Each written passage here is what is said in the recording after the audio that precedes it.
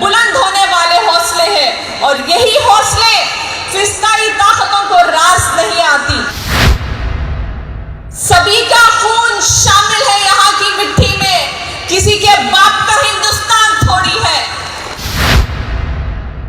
कभी गाय के नाम पर, कभी मस्जिद के नाम पर, कभी हिजाब के नाम पर, कभी मदरसों के नाम पर, इनको हमारी मस्जिदों से, हमारे हिजाब से, हमारे खाने से या हमारे मदरसों से कुछ लेना देना नहीं है। इन्हें अगर से मसला है तो हमारी आइडेंटिटी से, हमारी शनाख्त से, जिसको ये मिटाने के लिए लाख कोशिश कर रहे हैं। चंद ही दिन गुजरे हैं हमें आज़ादी के 75 साल का जश्न मनाते हुए। हमारा देश आज़ाद हुआ 75 साल हो चुके हैं। हमारे बुजुर्गों की बड़ी कुर्बानियों और मुशक्कत से मिली है हमें ये आज़ादी। जितने भी फ्रीडम फाइटर्स थे उन्होंने अपनी मुफाद के लिए नहीं लड़ी थी ये लड़ाई, बल्कि हिंदुस्तान की बेहतरीन मुस्तकबिल के लिए ये आज़ादी की लड़ाई लड़ी गई थी। सोशल, सेक्युलर, डेमोक्रेटिक देश के लिए ये आज़ादी की लड़ाई लड़ी गई थी, जहां पर हर हिंदुस्तानी को इक्वल राइट्स टू ऑल के साथ अपनी जिंदगी बेखौफ होकर जी सके। मैं आप सबसे और अपने आप से ये सवाल पूछना चाहती हूँ, क्या हम सच में आज़ाद हैं? आज जो हालात हैं हमारे इस देश में, इन फिस्ताई सोच रखने वाले हुक्मरानों ने हमें मजहब के नाम पर बांटकर अपनी सियासत को मजबूत कर रहे हैं। मैं पूछना चाहती हूँ, क्या हम सच में आज़ाद हैं? हमसे हर कोई चीज़ छीनी जा रही है। सच बोलने की आज़ादी छीनी जा रही है, हक पूछने की आज़ादी छीनी जा रही है, खाना खाने की आज़ादी छीनी जा रही है, यहाँ तक कि क्या पहनना है उसकी आज़ादी तक छीनी जा रही है। फिर हम क्या सच में आज़ाद हैं? हमारी सोसाइटी को आज बहुत कमज़ोर किया जा रहा है कि वो सवाल पूछने से डरते हैं, एहतिजाज करने से ये डरते हैं। मैं इन फिस्ताई ताकतों से ये कह दूं, तुम चाहे कितनी भी कोशिश कर लो, हमारे इन हौसलों को कमज़ोर नहीं कर सकते। मैं खास करके अपने बहनों से ये कहना चाहती हूँ कि आबादी बानो, जिसे हम बी अम्मा के नाम से जानते हैं, उनकी कुर्बानियों को याद करें कि किस तरीके से उन्होंने अपने दोनों बेटे शौकत अली और मोहम्मद अली के साथ आज़ादी की लड़ाई लड़ी थी। ये मुसलमानों में पहली औरत थी जिसने बुर्का पहनते हुए आज़ादी की लड़ाई में शामिल हुई थी। इस दौर में भी हमारे दरमियान ऐसी दलेर ख़वातीन माएँ मौजूद है, जैसे रांची में गुस्ताखे रसूल के एहतिजाज के दौरान एक 16 साल के नौजवान लड़के को पुलिस ने गोली मारकर हत्या कर दी। जब वो माँ से जाकर पूछते हैं उस बेटे के बारे में, तो वो कहती है कि मुझे फ़ख्र है मेरे बेटे पर कि उसने जालिमों के जुल्म के खिलाफ आवाज़ उठाई और शहादत हासिल कर दी। जब तक हमारे मुल्क में ऐसी माएँ जिंदा है, हमारे हौसले और बुलंद और जिंदा होंगे। हमें अगर इस देश में डेमोक्रेसी को जिंदा रखना है तो सवाल पूछना जरूरी है, एहतिजाज करना जरूरी है। ये हमारा फंडामेंटल राइट है। ये राइट हमें हमारा संविधान जो डॉक्टर बाबा साहेब अम्बेडकर ने हमें दिया है। हमारा देश जो दुनिया की सबसे बड़ी डेमोक्रेसी है, आज उसी कॉन्स्टिट्यूशन को ये फिस्ताई ताकतें कमज़ोर और बदलने की कोशिश कर रही है। हमारा ये देश किसी एक की जागीर नहीं है, ये सबको बराबरी का हक देता है। सभी का खून शामिल है यहाँ की मिट्टी में, किसी के बाप का हिंदुस्तान थोड़ी है। ये देश सबका था, सबका है और सबका रहेगा। हम हमारे कॉन्स्टिट्यूशन में किसी किस्म की मुदाखलत कतई भी बर्दाश्त नहीं करेंगे। हमें ऐसे मूवमेंट्स को हिस्सा होना होगा जो लोगों के अंदर बेदारी, एक हौसला और एक उम्मीद पैदा कर सके कि हाँ, मैं अपने हक के लिए खड़ा हो सकता हूँ, मैं सवाल पूछ सकता हूँ, मैं मेरे हक के लिए खुद खड़ा हो सकता हूँ। मंजिलें रास्ते पर खड़े रहने से नहीं मिलती, मंजिलें रास्ते पर खड़े रहने से नहीं मिलती। मंजिलें अगर पाना है तो रास्ते पर से गुजरना होगा, वो रास्ता चाहे कितना क्यों ना मुश्किल हो। लोगों की ये खामोशी की वजह से जालिमों का जुल्म न्यू नॉर्मल हो रहा है। जैसे बिल्किस बानो के ही केस में अगर से हम ले लें तो ये क्रिमिनल्स को रिहाई पर सम्मानित किया जाता है, हार पहनाया जाता है, यहाँ तक कि मिठाई खिलाई जाती है। इसे ऐसा पेश किया जाता है कि उन्होंने कोई गुनाह ही ना किया हो, कि ये पर्सनालिटीज हो। जो लोग इनको गुनहगार नहीं मानते, ऐसी घटिया मानसिकता रखने वाले लोग भी गुनहगार हैं। आज जब से ये पार्टी हुकूमत में आई है, तब से हम लोग देख सकते हैं कि जो जुल्म करता है वो जेल की सलाखों के बाहर होता है, और जो जुल्म के खिलाफ आवाज उठाता है उसे डराने के लिए जेल की सलाखों के पीछे डाल दिया जाता है। जैसे कि तीस्ता सिटीवाद को 70 दिन गुजरात दंगे फसादात के खिलाफ आवाज उठाने के लिए जेल की सलाखों के पीछे डाला गया था। मगर ये बेवकूफ लोग ये नहीं समझ सकते कि 70 दिन में किसी के हौसले नहीं तोड़े जा सकते। ये टूटने वाले हौसले नहीं है, ये बुलंद होने वाले हौसले हैं, और यही हौसले फिस्ताई ताकतों को रास नहीं आती। आज हमारे देश में औरतों के ऊपर जुल्म लगातार बढ़ता जा रहा है, रेप केसेस लगातार बढ़ती जा रही है।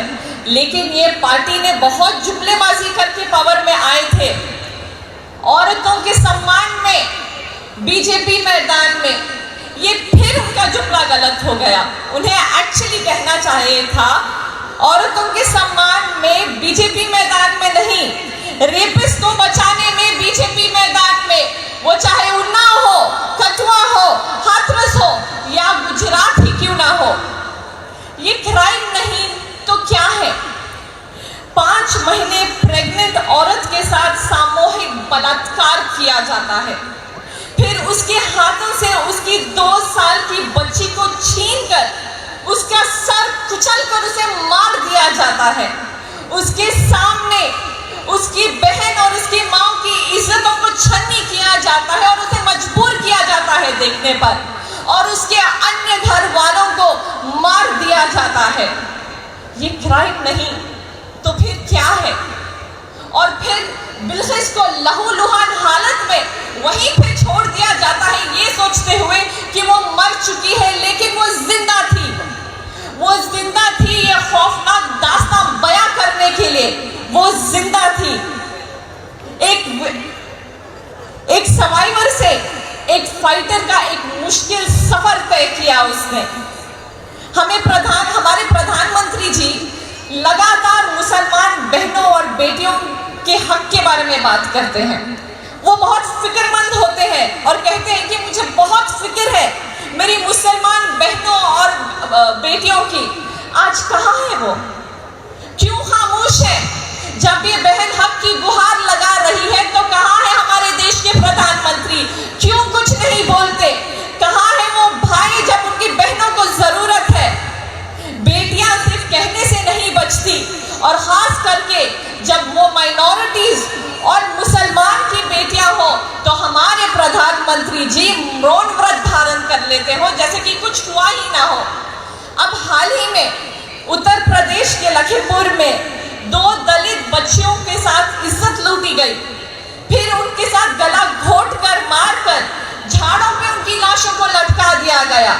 मगर फिर भी एक आवाज नहीं, कुछ भी नहीं। बेटी बचाओ कह देने से बेटियां नहीं बचती।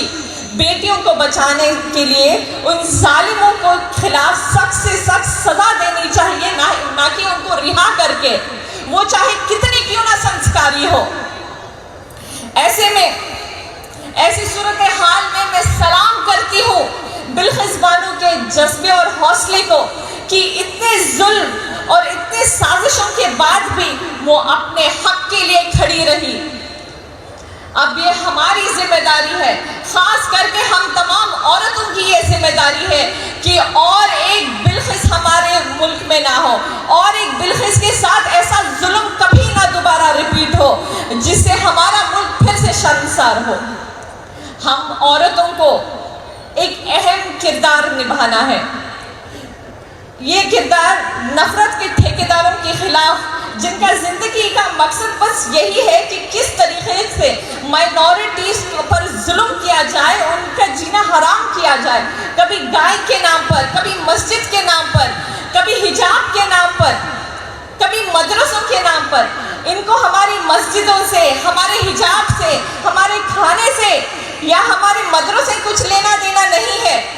इन्हें अगर से मसला है तो हमारी आइडेंटिटी से, हमारी शनाख्त से, जिसको ये मिटाने के लिए लाख कोशिश कर रहे हैं। लेकिन मैं इन हुक्मरानों की कठपुतलियों से ये कहना चाहती हूँ, तौहीद की अमानत सीने में है हमारे, आसान नहीं मिटाना नामो निशान हमारा।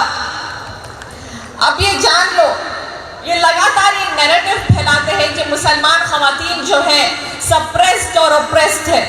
मैं उनसे ये भी कहती चलूँ कि कदम ब कदम इस नफरत की सियासत के खिलाफ हम हमेशा खड़े रहेंगे। ये ज़माना हमें कमज़ोर नहीं कर सकता, ये फिस्ताई ताकतें हमें कमज़ोर नहीं कर सकती। हमें हर चीज़ नज़रअंदाज कर देने की आदत हो चुकी है और इसी की वजह से नफरत की सियासत को बढ़ावा मिल रहा है। हम भूल जाते हैं हमारे ऊपर हुए जुल्म को, नोटबंदी के वक्त की कतार में ठहरा रहना हम भूल जाते हैं। हम भूल जाते हैं कोविड के वक्त गंगा पर तैरती हुई लाशों को। हम भूल जाते हैं नेशनल लॉकडाउन की वो तकलीफें। हम भूल जाते हैं किसानों की वो खुदकुशियाँ। हम भूल जाते हैं उन माओं के आंखों से गिरते हुए आंसू जिसने अपने जवान बच्चों को खो दिया। हम भूल जाते हैं आसिफा पर हुए जुल्म को। हम भूल जाते हैं रात के अंधेरों में छुपते छुपाते लाशों, जलती हुई लाशों को। हम भूल जाते हैं माओं की इंतजार की आंखें, जिनके अनगिनत बच्चे, बेगुनाह बच्चे जेल की सलाखों के पीछे हैं। हम भूल जाते हैं। लेकिन हमें ये सब याद रखना होगा ताकि इस जुल्म के खिलाफ अपनी आवाज़ को हम बुलंद कर सके। हम ये समझते हैं कि जो बुरे हालात इस देश में गुजर रहे हैं, इसके खिलाफ लड़ने और आवाज़ उठाने के लिए हमें कोई मसीहा बचाने आने वाला है। तो ये जान लो, हमारी हिफाजत और हक के लिए, हमारे जुल्म के खिलाफ लड़ने के लिए हमें खुद ही को खड़ा होना होगा। हम लोग आज अगर इस जुल्म के खिलाफ आवाज़ नहीं उठाएंगे तो हमारी आने वाली कई नस्लें हमें इसके लिए कभी माफ़ नहीं करेगी। अगर आज हम खामोश रहे तो आने वाली कई नस्लों को खामोश रहना पड़ेगा। सर झुका के जियो ना मुंह छुपा के जियो, सर झुका के जियो ना मुंह छुपा के जियो, सितमगर की नजरों से नजरें मिलाकर जियो। हम अगर 2 दिन कम जिए तो इसमें हैरत क्या, हम इनके साथ थे जो शम्मा जला के जिए। मैं इस उम्मीद के साथ अपनी बात को मुकम्मल करना चाहती हूँ कि मुल्क भर में जहाँ कहीं भी जुल्म हो, उस जुल्म के खिलाफ अपनी आवाज़ बुलंद करने और रोकने के लिए हम ख़वातीन पहली सफ में इंशाअल्लाह खड़ी रहेंगी। इसी के साथ अस्सलामु अलैकुम व रहमतुल्लाहि व बरकातहू।